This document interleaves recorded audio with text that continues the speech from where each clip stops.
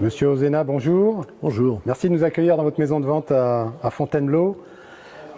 Qui êtes-vous, monsieur Ozena, et en quoi consiste votre métier de commissaire-priseur? qui je suis?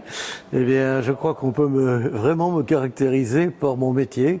Je suis commissaire-priseur. Je suis commissaire-priseur depuis très longtemps. Donc, en fait, mon métier de commissaire-priseur est un métier de vente aux enchères d'objets d'art. Donc nous ne faisons pas du tout de judiciaire, nous ne sommes pas du tout commissaires de justice. Donc nous avons une activité de vente aux enchères et d'expertise de tableaux anciens, de tableaux modernes, de meubles, de bijoux anciens, de montres, de souvenirs historiques autour de Napoléon, de tout un tas de départements. Et vous êtes ici dans l'espace automobile de collection, puisque les ventes de voitures de collection sont une de nos spécialités depuis très longtemps. Notre maison est une maison qui réunit à peu près 50 salariés. Nous sommes installés dans 5 salles des ventes. Donc nous avons une salle des ventes ici à Fontainebleau, qui est à côté, à l'hôtel d'Albe. Nous avons une salle à Chailly-en-Bière, nous avons une salle à Paris, nous avons une deuxième salle à Paris, nous avons une salle des ventes à Versailles. Voilà, tout ça occupe une cinquantaine de personnes et notre activité, notre chiffre d'affaires est l'année dernière, en 2024, autour de 50 millions d'euros de produits vendus. Alors cette année, cela fait 50 ans que vous exercez ce métier, si je ne dis pas de bêtises. Que vous inspire cette longévité ? Écoutez, si je suis toujours en activité, c'est qu'il y a un côté passionnel dans ce métier. Plus on avance et plus on s'aperçoit qu'on a tout à apprendre. Parce que vous savez, connaître les bijoux anciens, les tableaux, les meubles, les tapis et les voitures, on n'en a jamais fait le tour. Donc on apprend toujours. Et de plus, chaque vente est un univers différent. Vous voyez, demain, par exemple, la semaine dernière, nous avions le samedi une vente de souvenirs de la collection du comte Waleski, qu'on a fait venir de Genève, qui est une collection de souvenirs historiques. Le lendemain, nous avions une vente de voitures de collection où nous avons vendu cette Ferrari à 1 million d'euros. Samedi, demain, nous avons une vente de meubles objets d'art classiques, commodes, et dimanche, nous avons une vente de montres de collection. À chaque fois, c'est un univers différent, des clients différents, et puis à chaque fois, on apprend des choses. Donc, vous voyez, je ne me lasse pas. Il va bien falloir que je m'arrête un jour, mais pour le moment, je suis encore en activité, donc j'ai la santé, j'ai pas de raison de m'arrêter. Surtout que je vous dis, j'ai quand même 50 salariés et que je délègue énormément. Combien de ventes vous effectuez chaque année? Et on dit que vous êtes dans le top 10 des maisons en France. Voilà, il y a 800 commissaires-priseurs en France, effectivement, 560 maisons de vente, et nous sommes dans le top 10. Oui, nous sommes 7e cette année, mais on peut être 8e, 9e. Mais les 3 premiers sont bien au-dessus de moi, puisque c'est Sotheby's, c'est Christie's, c'est Arcurial, qui appartiennent à des groupes financiers, à Patrick Drahi, à Bernard Arnault, à la famille Dassault. Donc après, le chiffre d'affaires baisse et nous sommes 7e. Donc effectivement, on a une activité extrêmement différente. Donc combien de ventes chaque année? On parle de 10 000 objets vendus? Oui, nous avons à peu près 1 à 2 ventes par semaine en fait, dans les 4 salles des ventes. Et à Chailly, nous avons une activité particulière puisque nous faisons des ventes en ligne. Il n'y a plus de marteau, et ce qui se développe de plus en plus. Alors justement, un petit mot sur la vente en ligne, c'est quelque chose. La vente en ligne se développe, c'est l'avenir un peu des. Sotheby's fait maintenant pratiquement 8 ventes sur 10 en ligne. Et aux États-Unis, c'est devenu une habitude. Voilà. Donc le commissaire-priseur qui fait des ventes en ligne a une différence par rapport à eBay. C'est que nous, en étant commissaire-priseur, il n'y a pas de droit de rétractation. Donc une fois que c'est adjugé, c'est adjugé. On ne peut pas ramener la voiture, l'objet, le tableau. Mais les ventes sans marteau se développent de plus en plus. Et malheureusement, il y a de moins en moins de monde dans les salles des ventes. Les ventes automobiles, donc vous le disiez tout à l'heure, c'est votre spécialité? Alors, c'est une de nos spécialités, mais disons que nous avons développé ça depuis... la première vente était en 78, vous voyez. Enfin bon... Et la dernière, c'était le 23 juin. La dernière, on a parlé de 3,2 millions. Oui, on a fait plusieurs millions d'euros, oui. Enfin, c'est un des départements comme les autres. Pourquoi un tel engouement pour les voitures?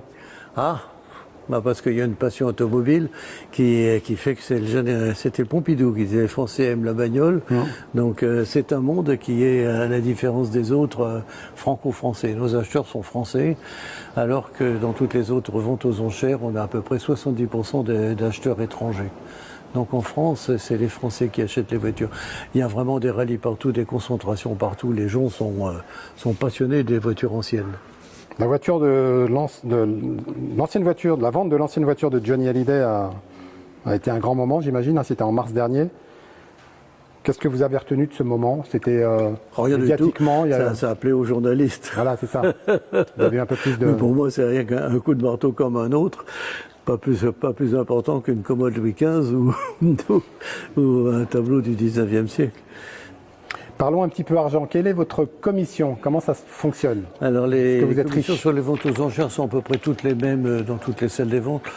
Je crois qu'à Drouot, c'est un peu plus cher. On est à 20% hors taxe en fait sur les achats et c'est dégressif à partir d'un certain prix. Donc ça doit faire dans les 25% en fait, au-dessus des ventes. Comme une TVA. Voilà. Quel est votre meilleur souvenir? Quelle a été la plus grosse vente finalement réalisée ici à Fontainebleau? Alors, mon meilleur souvenir, c'est la vente que je vais faire la semaine prochaine. Je n'ai aucun souvenir, je ne regarde absolument rien derrière moi. Vous voyez, ça fait 50 ans que je vends, mais on me pose toujours la question, quelle est ta meilleure vente?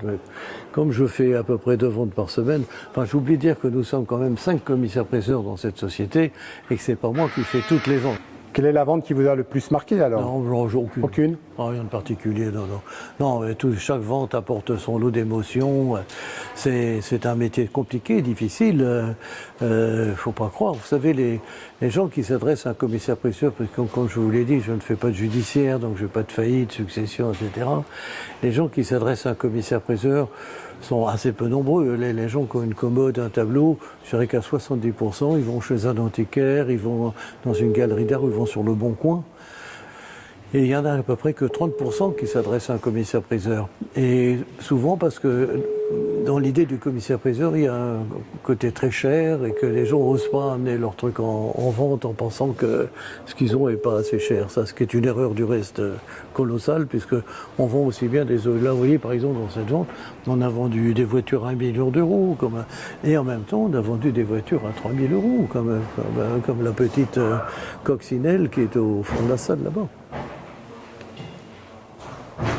Alors, si vous n'avez pas de meilleur souvenir, quel a été le plus grand flop? Est-ce qu'il y a eu quelque chose de peut-être drôle finalement avec le recul, avec les années? Quelque chose qui s'est mal passé? Je me rappelle d'une vente, mais quand j'étais à Fontainebleau, quand je suis arrivé, où il y avait de la neige, où les gens n'avaient pas pu venir de Paris pour assister à la vente. Non. Tout ça, c'est fini. Maintenant, aujourd'hui, les gens sont sur Internet. Il y a de moins en moins de monde dans la salle. Ça, c'est déplorable pour nous, quoi. Vous voyez cette salle immense, là. Imaginez qu'autrefois, tout ça était rempli. Il pouvait y avoir 1000 personnes qui assistaient à une vente. Et maintenant, dans la vente de l'oranger à côté, peut-être que demain, pour la vente, il y aura 5 personnes. Mais par contre, il va y avoir sur les côtés des téléphones, des ordinateurs. Nous avons plusieurs plateformes, comme Drouot, Interenchères, Invaluable, Lotissimo. Enfin, on a de plus en plus de plateformes. Et les gens sont sur l'ordinateur ou leur iPhone et puis participer aux enchères comme ça. Mais ils viennent de moins en moins dans les salles. C'est quoi qui fait le succès d'une vente? Pardon? C'est quoi qui fait le succès d'une vente? C'est l'objet qu'on présente. C'est la qualité des objets présentés. Nous, nos clients, comme je vous le dis, ils sont les vendeurs, puisque les acheteurs, on les connaît pas. Ils arrivent sur des plateformes, c'est pas mon client, moi, l'acheteur, il essaye d'acheter le plus cher possible, le moins cher possible. Moi, mon client, c'est le vendeur, et j'essaye de vendre le moins cher possible. Donc, c'est sûr que on n'est pas dans le même histoire. Mais donc, non, je n'ai pas d'activité particulière là-dessus. Vous avez dit que vous aviez 5 sites, 5 sites de vente. Oui. Comment vous organisez et pourquoi vous en avez autant finalement? C'est quoi le but? Je crois que nous avons développé nos salles parce qu'à un moment donné, on s'est aperçu que par exemple à Fontainebleau, on ne pourrait jamais faire plus de chiffre d'affaires. On avait des départements et des départements qui peuvent se développer. Bon, le bijou, par exemple, qui marche de plus en plus, parce que nous sommes devenus des grands leaders dans le monde du bijou. Nous avons des clients au monde entier, notamment en Asie, et nous rendons des vrais services aux vendeurs pour les bijoux. Donc on nous en confie de plus en plus. Et en même temps, il y a de plus en plus de femmes qui n'osent plus porter leurs bijoux. Elles ont peur de porter les diamants de leurs parents et d'aller dans la rue par l'insécurité. Donc ils sont amenés à se séparer de bijoux. Donc ça, c'est un département qui peut augmenter, mais il y a des départements comme la peinture du 19e siècle, on ne pourra jamais faire plus. On s'est aperçu qu'on était arrivé au maximum et que la seule solution pour nous développer, c'était de prendre un autre site, un autre lieu, et c'est ce qu'on a fait. Et Versailles a été une grande réussite, puisque on a multiplié le chiffre d'affaires par 10 en l'espace de 5 ans. Et pourquoi le site de Chailly-en-Bière? Pourquoi cette ville? Parce qu'à Chailly-en-Bière, justement, nous ne voulons pas réserver une salle des ventes uniquement aux objets chers. Quand quelqu'un doit déménager, par exemple, ou arrêter la succession de ses parents, il n'y a pas que des tableaux de Guardi, il n'y a pas que des commodes de Riasner, il n'y a pas que des tableaux importants. Il y a aussi un mobilier courant, etc.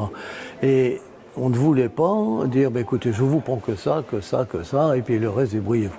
Donc maintenant, nous sommes, avec la salle des ventes de Chailly, on est capable de dire aux gens, écoutez, on va tout vous prendre, et on va ventiler en fonction de ce que vous nous confiez, de l'objet qui va aller dans telle vente, telle vente. Et à Chailly-en-Bière, on vend des objets, dirons, en dessous de 1 000 €.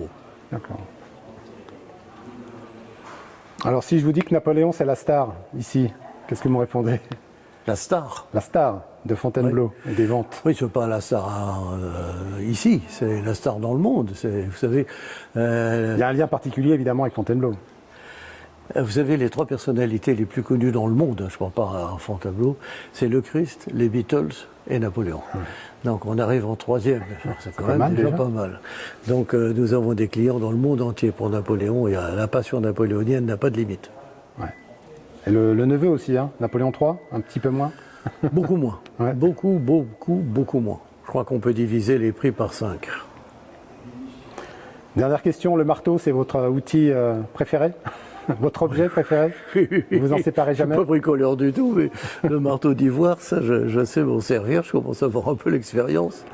Mais je vous dis, quand je vois maintenant que de plus en plus les ventes se font en ligne, quand je vois que Sotheby's fait 80% de ses ventes sont en ligne, sans commissaire-priseur, sans marteau, moi je regrette un peu cette évolution. La tradition se perd un peu? Vous savez, les gens qui voient un petit peu, ils disent, ah ben oui, autrefois, cette salle des ventes, les gens venaient, mais maintenant avec Internet, les gens sont trucs. Ils disent ça, mais quand ils vendent quelque chose, qu'est-ce qu'ils veulent? Ils veulent vendre le plus cher possible. Quand j'ai 3-4 000 personnes qui sont inscrites pour participer, je rends un vrai service à mes vendeurs. Je leur donne la possibilité d'avoir des acheteurs dans le monde entier et de vendre les objets le mieux possible. Donc sur l'efficacité de la vente, il n'y a pas de doute. Aujourd'hui, on est beaucoup plus efficace qu'avant. Parce qu'avant, on était limité par la clientèle qui venait, etc. On voit même un peu le téléphone. Mais maintenant, nous avons des acheteurs, le monde entier et achète. Et le plus incroyable, c'est qu'à Chailly-en-Bière, où on vend des objets, François Rousset, qui s'occupe du département là-bas, me disait qu'à 60%, ils vendent à l'étranger. À l'étranger, pour des lampes à pétrole, des commodes Louis-Philippe. Ils vendent par exemple à beaucoup de pays de l'Est, des gens qui achètent partout en toute la France, qui envoient ensuite un camion qui fait la tournée, qui récupère, puis ça part là-bas. Voilà, la France est un grenier qui est aujourd'hui vidé peu à peu par l'étranger. Il faut quand même voir les choses en face. Alors vraiment, la dernière question, est-ce que vous avez un mot à adresser aux jeunes générations sur votre métier? Est-ce que vous les invitez à l'exercer? Si je regrette pour moi cette évolution, il n'empêche que le rôle du commissaire-priseur, c'est de rendre service à ses clients. C'est quand même de vendre le plus cher possible, que les gens aient confiance en nous, en nous confiant leurs objets. Donc aujourd'hui, l'évolution fait qu'on est de plus en plus compétent.